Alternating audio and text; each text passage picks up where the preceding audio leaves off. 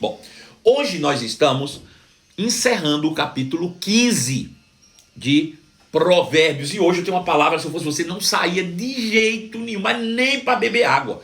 Porque o Senhor falou coisas ao meu coração nessa manhã que eu acho que vão abençoar a tua vida de uma maneira extraordinária. Extraordinária. Então, vamos primeiro ler os versículos que se seguem aqui.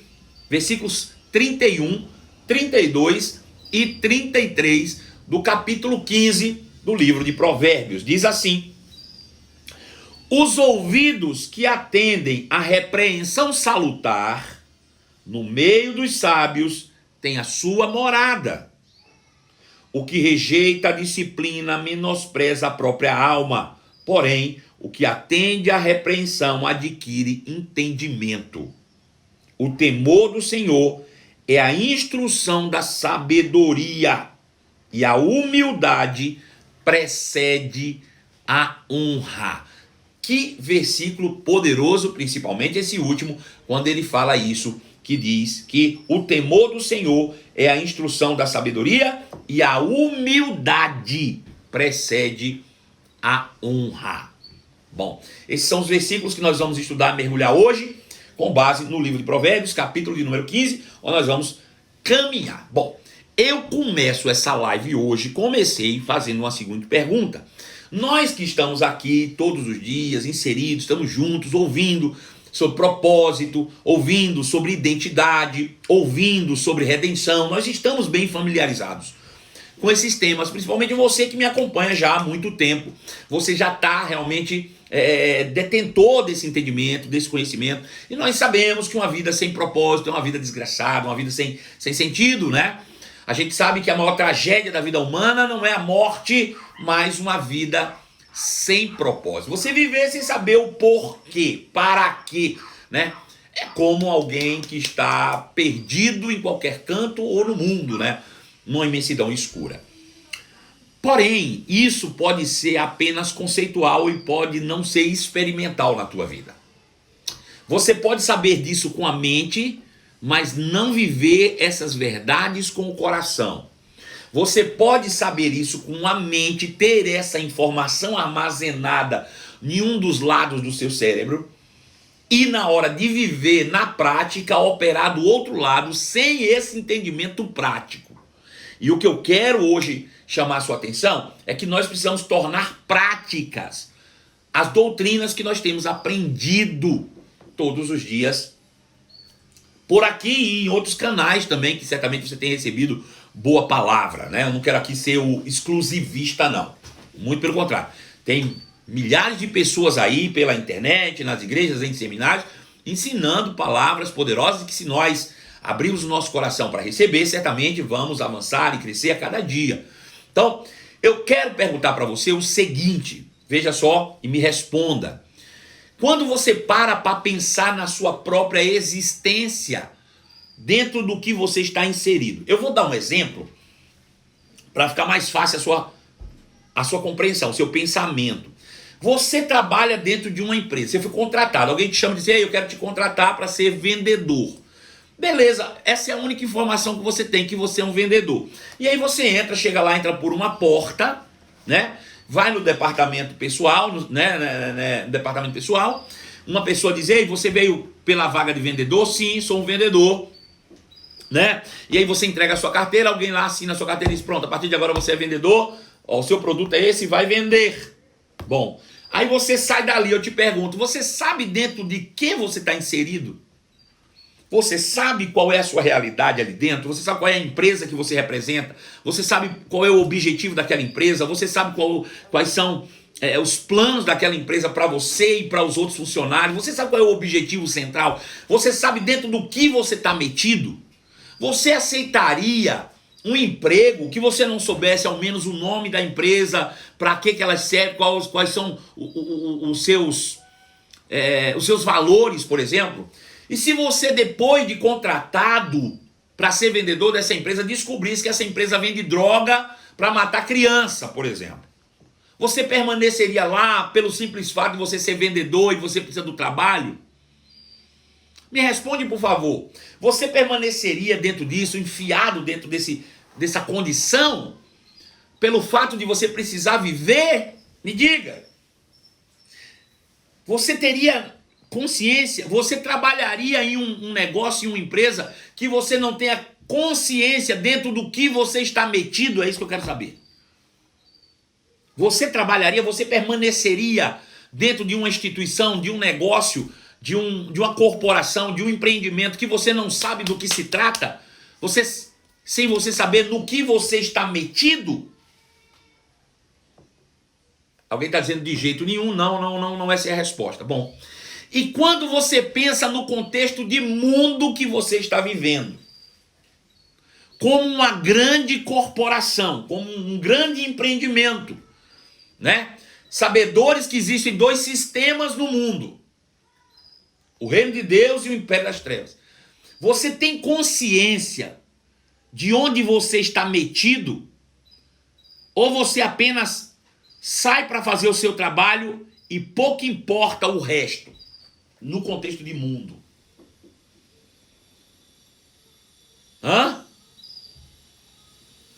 Me responde, por favor. No que diz respeito à condição de seres humanos, você foi inserido como ser humano dentro de um contexto de humanidade. Você sabe em que você está metido? Você sabe para o que você está trabalhando? Você sabe para o que você está vivendo? Você tem consciência de onde isso vai dar? É isso que eu quero te perguntar.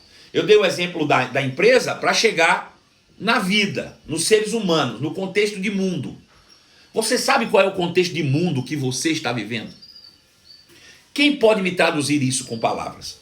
Qual é o contexto de mundo que você está vivendo? É isso que eu quero que você pense. Porque veja, a gente dizer que tem um propósito, que tem isso, mas sem entender o contexto em que nós estamos metidos, é mentira, você não sabe. Você não sabe. Pensa por um pouco. Veja, uma vida sem propósito é exatamente isso. É você estar metido na vida sem saber o contexto em que você está envolvido.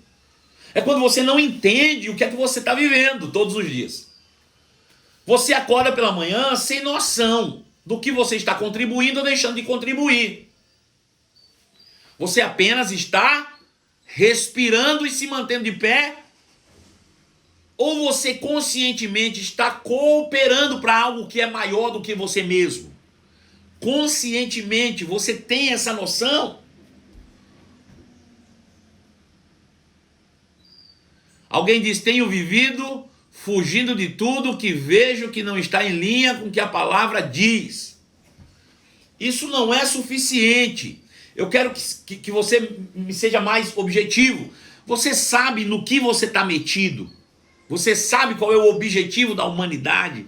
Você sabe aonde começou e para onde vai terminar? Eu gosto do texto de João, capítulo de número 13, versículo de número 2, que narra um dos textos que narra a última ceia de Jesus com os discípulos.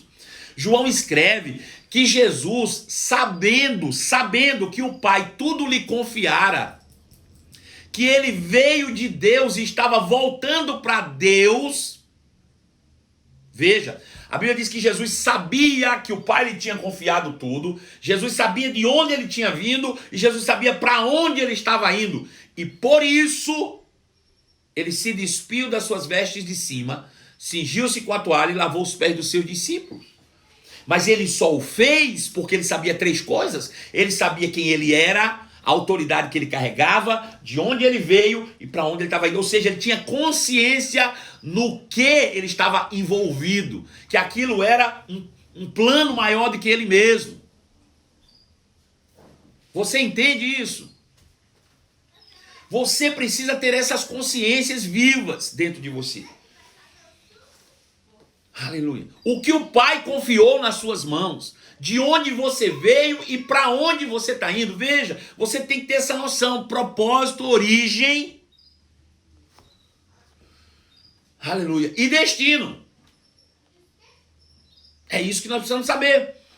É dentro disso que eu quero futucar você. Se você não vive uma vida com esse entendimento, você está fadado todos os dias ao insucesso.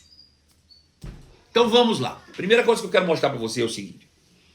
A vida cristã é uma jornada com destino pré-definido. Essa é a primeira coisa que você precisa ter em mente. Para pensar um pouco.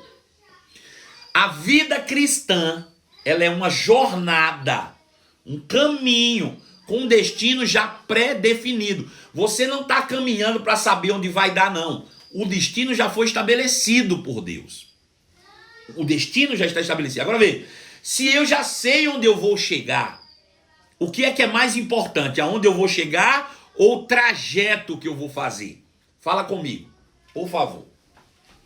Veja, se eu estou fazendo uma jornada e eu já sei que eu vou chegar nesse final, eu já sei que eu vou chegar, não importa, eu já sei. Eu só não sei o caminho, como é que vai ser ainda.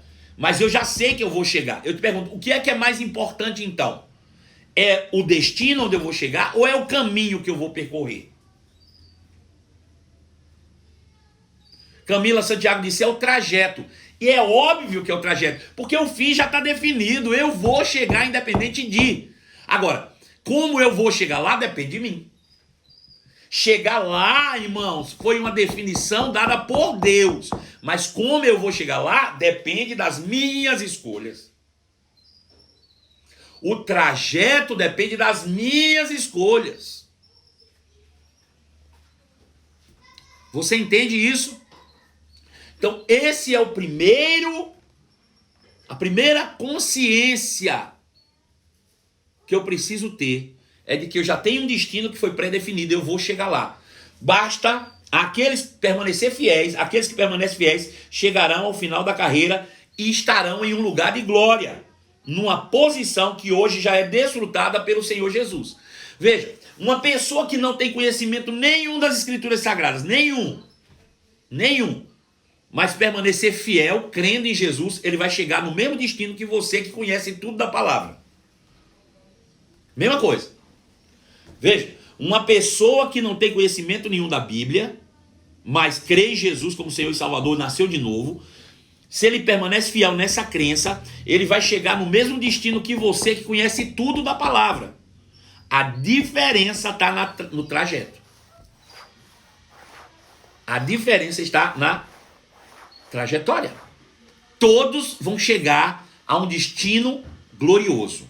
Todos vão chegar a uma posição de honra, assentados à direita de Deus. Posição esta que Jesus já está lá há 2000 anos. Jesus já percorreu esse caminho e chegou lá. Lembre-se disso. Jesus não fez nada, não pegou um atalho, ele não fez nada diferente. Ele veio para cá, nasceu como um bebê, cresceu, passou pela vida, morreu, ressuscitou e chegou ao seu destino final, assentado à direita de Deus em lugares celestiais. Ele foi o primeiro a completar essa jornada e está sentado à direita de Deus, nos esperando completar a nossa jornada. Esse destino não fui eu que determinei, foi Deus. Eu só preciso permanecer fiel àquilo que me leva ao destino. Agora, se eu tenho conhecimento ou não tenho, isso vai alterar a minha jornada.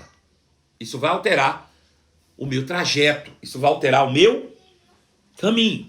Então veja, desde a primeira criação, quando Deus criou Adão, a ideia de Deus era que nós crescêssemos continuamente por meio do conhecimento da palavra de Deus. Deus criou Adão e disse, o seu destino final é minha imagem conforme a minha semelhança. Ser igualzinho a mim em tudo, ser perfeito igual a eu, está aqui.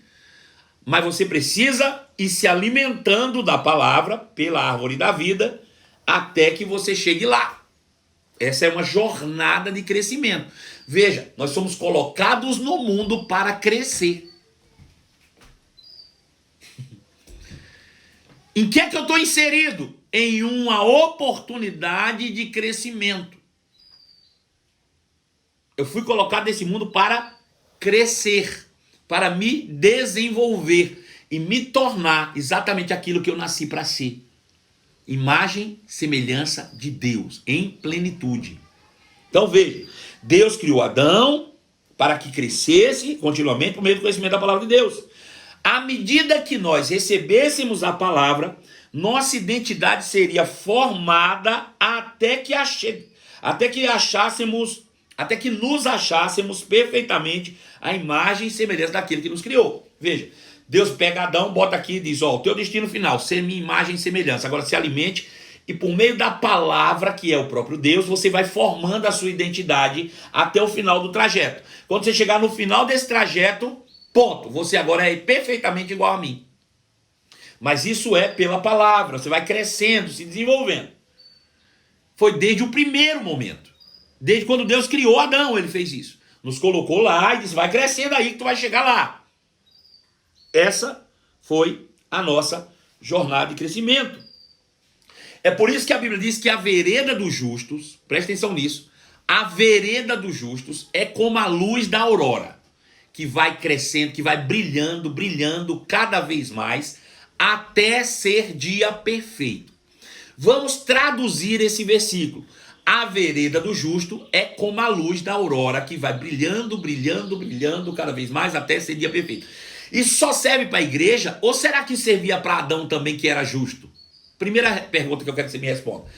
Esse versículo servia só para a igreja ou servia para Adão também, que era justo? Responde para mim. A vereda do justo é como a luz da aurora. Bom, se o homem não tivesse caído, esse versículo se aplicaria também à humanidade? Sim ou não? Só responde para mim. Por favor. Servia a Adão também, diz Camila. Claro, ele era justo. Então veja, o que significa vereda? Me responde aí, por favor. O que é que significa vereda? Você pode me responder o que significa vereda?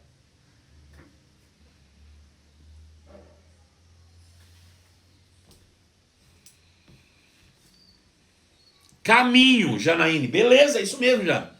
Caminho. Então vamos traduzir o versículo da seguinte maneira. O caminho.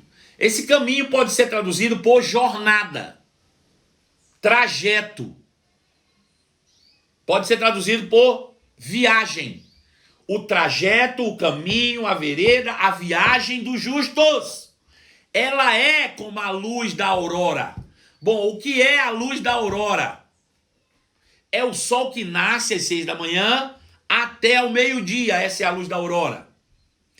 Agora veja, ele diz que o trajeto do justo sobre a terra devem ser como a jornada do sol até o meio-dia. Ele vai brilhando, brilhando, brilhando, brilhando, até ser dia perfeito. Ou seja, Adão foi colocado no mundo para se desenvolver, crescer, crescer, crescer, até se tornar perfeito naquilo que é o seu destino. Então veja, o que era importante para ele, o trajeto. Quem foi que derrubou Adão? Foi o destino ou foi o trajeto? Onde é que Adão se perdeu? No destino ou no trajeto? Me diga. Aonde foi que Adão se perdeu? Foi no destino ou no trajeto?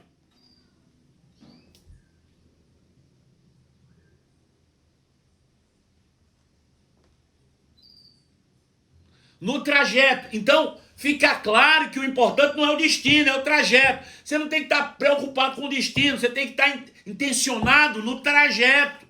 Porque é o trajeto que vai determinar como você vai chegar ou se vai chegar ou não no destino. Você entende agora? Então, dentro do que eu estou inserido? Eu fui colocado no mundo para fazer uma jornada, para crescer, para me desenvolver e chegar à plenitude. É só isso. É nisso que nós estamos envolvidos. É em um propósito maior do que nós mesmos.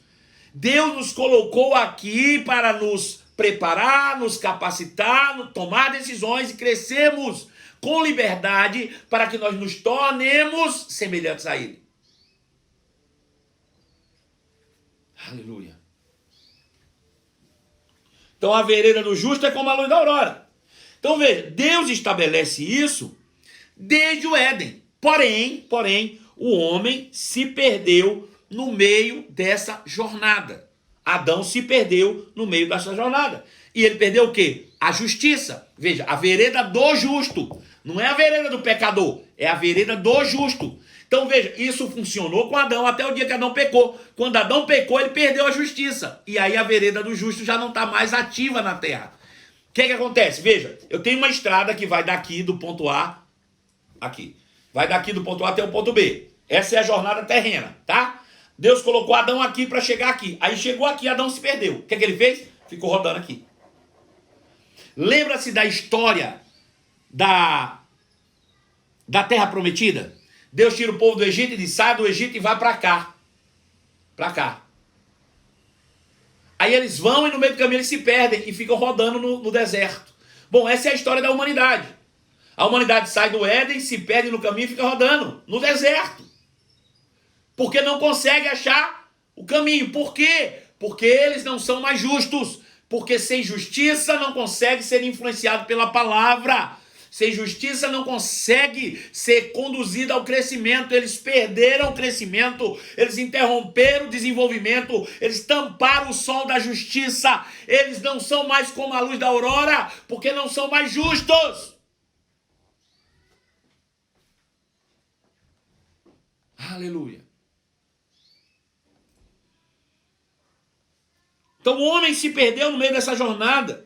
Perdeu a justiça e a possibilidade do crescimento, passou a viver errante num mundo hostil e tendo por final o inferno, ou perdição eterna. Essa é a palavra que mais se encaixa. Quando o homem perde a justiça, ele perde o caminho do crescimento e já não chega no seu destino. Ele fica rodando em círculos na perdição eterna, está perdido eternamente. A humanidade toda depois de Adão ficou perdida, eternamente perdida. Aí o que Deus faz? Manda Jesus para nos encontrar. Aí Jesus nos encontra nesse deserto, neste lugar de perdição onde nós estávamos perdidos, nos resgata de novo para o caminho, nos tornando justos. Nos devolve a justiça e nos possibilita de novo um crescimento. Então nós, quando recebemos a justiça de Deus em Cristo, nós somos inseridos de novo dentro daquele versículo que diz que a vereda do justo é como a luz da aurora. Veja, em que eu estou inserido? Em um processo de crescimento. Em um processo de amadurecimento. Todas as minhas experiências geram crescimento, boas ou ruins. Nesse processo a gente nunca erra. Ou a gente acerta, ou a gente aprende. Foi isso que Jesus devolveu para nós. Ele devolveu um senso de propósito. Ele nos colocou de volta na rota do sucesso. Ele nos resgatou da perdição. Estávamos rodando em círculo. Ele foi lá, nos tirou e nos botou de volta no caminho. É por isso que ele diz, eu sou o caminho. Eu sou o caminho. Aleluia. Porém agora, uma vez que Jesus nos colocou de volta nessa rota, nós não estamos mais perdidos. Por quê? Porque ele não veio nos resgatar como Deus, ele veio como homem. Ou seja, ele também, Jesus, passou pela vereda dos justos. Jesus é o segundo Adão. Ele foi colocado no mundo como justo. Ele percorreu a vereda do justo, porém sem pecado. Ele não se perdeu no caminho. Ele foi se alimentando da palavra, se alimentando. Ele chega na morte e a morte não lhe é o fim, ao contrário. A morte é apenas uma passagem para ele, para a próxima etapa daquilo que nós um dia vamos experimentar. Ele atravessou a morte não pôde detê-lo e ele está sentado à direita de Deus exatamente como Deus é. Ele agora é exatamente tudo o que Deus pensou. Só que o que é melhor, ele deixou para nós essa rota, esse caminho pré-estabelecido. Nós não precisamos mais, como Adão, perder o rumo das coisas, porque nós temos a Cristo. Se nós olharmos para ele, se nós atentarmos para o que ele fez, nós vamos pegar o mesmo caminho. Ele disse, Eu sou o caminho, eu sou a verdade, eu sou a vida. Ninguém vem à próxima fase a não ser seguindo os meus passos, por meio de mim, fazendo o que eu fiz. Aleluia. Louvado seja o nome de Jesus. Ele definiu um novo e vivo caminho, ou seja, ele mesmo. Tudo o que precisamos é seguir a Cristo e chegarmos ao nosso destino final. Agora, Jesus deixou como legado a maior instrução que nós podemos ter para chegar nesse destino e ter uma excelente jornada, inclusive de prosperidade. Você sabia que a palavra prosperidade significa ter uma boa jornada? Fazer uma boa jornada. O desejo de Deus é que tenhamos prosperidade, ou seja, que a gente faça uma boa jornada. Ele não nos colocou no mundo e se vira, ele colocou no mundo e nos deu tudo que precisamos para fazer uma boa jornada. Agora, as nossas decisões é que decidem o que nós fazemos com aquilo que nós temos. Aleluia. Deu para entender isso? Você ficou consciente no que você está metido? Você está consciente agora dentro de que você está inserido no contexto de mundo? Você consegue entender isso? Agora ficou mais claro para você dentro de que corporação, de que instituição você está inserido, enfiado nesse negócio? Ficou claro para você agora qual é o propósito de você estar aqui? Ficou mais fácil de entender isso? Jesus deixou uma instrução precisa. Ele argumentou que uma atitude, uma única atitude, para que tenhamos sucesso, ela é fundamental. Fundamental. Quem poderia me dizer que atitude é essa? Quem poderia me dizer? Jesus disse, ó, tem uma atitude que se você entender e pegar, ela é fundamental para a sua vida, para a sua jornada e para chegar no seu destino com sucesso. Quem poderia arriscar qual seria essa atitude que é fundamental para alcançar o sucesso? É o que mais caracteriza Jesus. Pronto, já te dei uma dica preciosa aí. Né? Fala, qual é essa atitude? Quem pode me dizer? Alguém se arrisca? Eu sabia que você ia dizer obediência, mas a obediência já é consequência da atitude, não é a obediência não. Se você pegar o texto que fala que ele foi obediente, você vai descobrir qual é a atitude. Amar o próximo? Não, também não é. Amor é parte da natureza? Não, é uma atitude que ele teve que desprender. Não. Amor é questão de natureza. Sacrifício também não. Não é possível. Eu sabia, gente, como é difícil para o ser humano entender isso. Como é difícil para o ser humano entender isso. Servir também. Humildade. Louvado seja o nome de Jesus. Humildade é humildade. Tudo que vocês falaram aí procede da humildade. Ele era Deus, mas não considerou que o ser igual a Deus era algo que ele devia pegar-se. Ao contrário, ele abriu mão de tudo isso, se despiu de si mesmo. Isso é humildade. O esvaziar-se de si mesmo. Isso é humildade. Essa é a característica fundamental daqueles que alcançam a glória. Humildade. Humildade. Humildade. E ela se expressa em várias formas, e eu quero te dar pelo menos 3 delas aqui. Você precisa ser humilde para aceitar conselhos. Esse é o primeiro ponto. Ter humildade para aceitar conselhos. Se você não for alguém disposto a ouvir conselho, você não vai chegar no final de uma maneira plena. Você não foi gerado para fazer nada sozinho. Seja humilde. Você não é a última Coca-Cola do deserto. Você não sabe de tudo. A forma como você faz não é a melhor. Seja humilde. Alguém sabe mais do que você. Alguém viveu algo maior do que você. Seja humilde e ouça conselhos. Seja humilde para ouvir conselhos. Segundo ponto, seja humilde para aceitar correções. Por mais que ela possa doer no início, ela vai produzir vida na tua vida. Seja humilde para aceitar correções. Agora, é aceitar de verdade, não é fingir que está aceitando, não. É aceitar correções. Você não é mais inteligente do que todo mundo. Seja humilde para aceitar correções. Se você não for humilde para aceitar correções, você não vai chegar no seu destino final bem.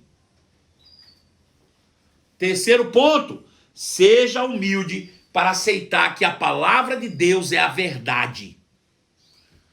Pode ter estudado na faculdade de Harvard, mas a palavra de Deus é a verdade. Ponto final. Seja humilde para aceitar que apenas a palavra de Deus é a verdade. Pronto, é isso aí.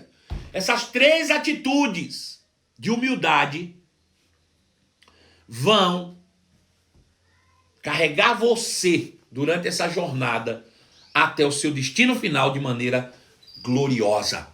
E você será honrado. Eu gosto do que o apóstolo Paulo diz. Ele disse: eu cumpri a minha carreira, cara. Eu acabei a minha jornada. Eu acabei. Ele disse: agora já a coroa da vitória me aguarda. O que é isso, honra? Sabe, uma pessoa que corre numa maratona, ele corre por um prêmio perecível. A expectativa dele é subir num pódio e receber uma coroa de louros na cabeça. Uma maratona natural. E nós vamos receber a coroa da vitória no final dessa carreira. Não uma coroa perecível, mas uma coroa de glória, estarmos assentados com Cristo em lugares celestiais e governar com Ele para sempre. Imagem e semelhança plena de Deus. Você não vai ter distinção nenhuma entre você e Jesus quando você chegar lá. Absolutamente. Ele faz questão de compartilhar com você aquilo que Ele mesmo conquistou. Essa coroa. Então vamos ler o que diz Provérbios capítulo 15, verso 31. Provérbios capítulo 15, verso 31. Ele diz assim: quem ouve bons conselhos, viverá bem. Quem ouve bons conselhos viverá bem e será como um convidado de honra entre os sábios. Quem ouve bons conselhos viverá bem e será como um convidado de honra entre os sábios. Aleluia! Isso é genial! Mas precisa ter humildade para receber bons conselhos. Sem humildade você não vai ouvir, você acha que você sabe mais do que as pessoas. Não é? 32 diz: quem faz pouco caso da disciplina será um nada. Mas quem obedece à vontade de Deus ficará cada dia mais sábio. Quem faz pouco caso da disciplina, quem não aceita correções, quem fica de bico, com raiva, chateado, quem não é humilde para receber disciplina, será um nada. A Bíblia é muito dura. Será um nada. Você é um nada se não aceita a disciplina. Será um nada. Mas quem obedece à vontade de Deus ficará cada dia mais sábio. Verso 33. O temor do Senhor é a escola da vida prática. O Senhor, ou o temor do Senhor, é uma escola de vida prática. Primeiro aprende a humildade e depois experimenta a glória. Esse texto me anima. Eu vou ler de novo. O temor do Senhor é uma escola de vida prática. Primeiro você aprende a humildade e depois você experimenta a glória. A humildade no processo vai te levar à glória no destino. Assentar-se com Cristo em lugares celestiais. Traduza tudo isso, pastor, em um único texto. Tende em vós o mesmo sentimento, a mesma atitude que também houve em Cristo Jesus. Eu vou ler o texto para você. Filipenses capítulo 2, verso 5. Resume tudo isso que eu acabei de falar para você.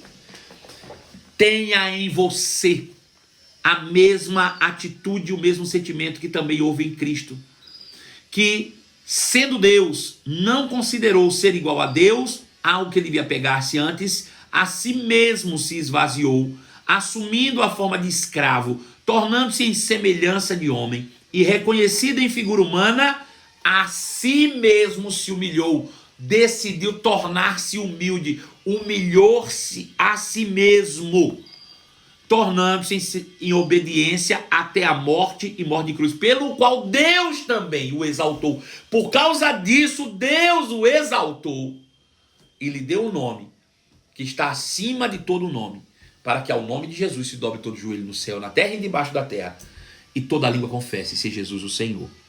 Então, ele abriu esse caminho, ele deixou esse exemplo para que eu e você pudéssemos segui-lo. Agora você sabe dentro do que você está inserido? Agora você entende o plano pelo qual você está inserido? Aí eu te pergunto, vale a pena brigar com as pessoas? Vale a pena ficar com raiva por causa de uma correção, por causa de um conselho? Vale a pena você andar disputando com as pessoas quando todos nós temos o mesmo destino? Vale a pena você entrar em demandas e ficar investindo para esse mundo? Vale a pena? Pensa direitinho. Pensa direitinho. Se você entender o contexto pelo qual você está vivendo, no que você está inserido, vale a pena viver como você está vivendo? Fica para a sua avaliação. E nós encerramos aqui mais uma live das 11 horas da manhã, né? Amanhã tem mais. E eu espero você, com certeza, para mais um mergulho nas Escrituras Sagradas. Beijo no seu coração e até logo mais.